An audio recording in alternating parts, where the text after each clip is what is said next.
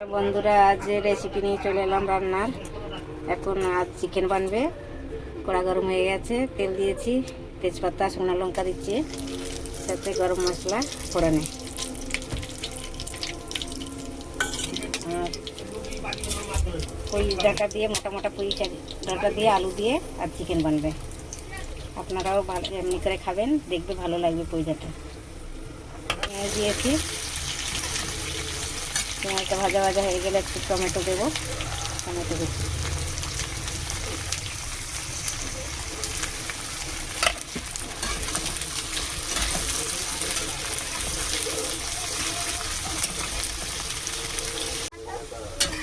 বন্ধুরা, পেঁয়াজটা লাল লাল হয়ে ভাজা হয়ে গেছে। এবার দেবো আদা, রসুন, কাঁচা লঙ্কা বাটা একসাথে বেটে নিয়েছি, তাই তুলে দেবো।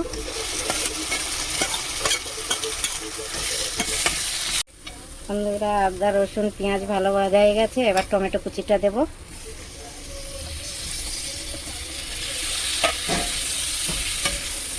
এবার মশলা দেবো, হলুদ গুঁড়ো,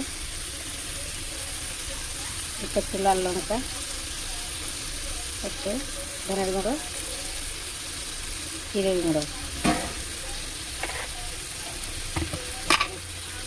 স্বাদ মতন লবণ দেবো।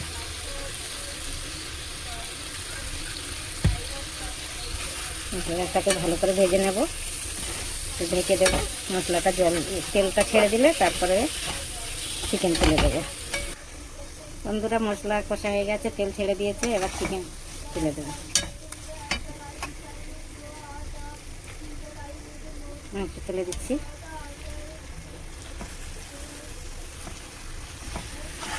মুরগিটা অনেক চর্বি হয়েছে, অনেক ভালো। পুঁই ডাঁটা দিয়ে খুবই ভালো লাগবে, আপনারাও খেয়ে দেখবেন, খুবই ভালো হবে। আপনারা তো অনেক রকম করে খেয়ে দেখেছেন, আমাদের পুঁই শাক দিয়ে আমরা খাই, খুবই ভালো লাগবে।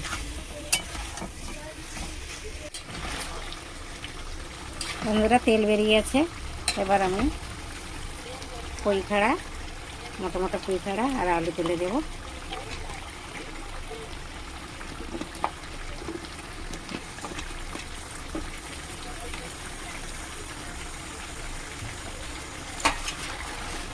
আপনারাও দেশি মুরগিতে খেয়ে দেখবেন, খুব ভালো লাগবে পুঁই খাড়া দিয়ে। বন্ধুরা, হয়ে গেছে আমার মাংস। এবার বন্ধ করে দিচ্ছি।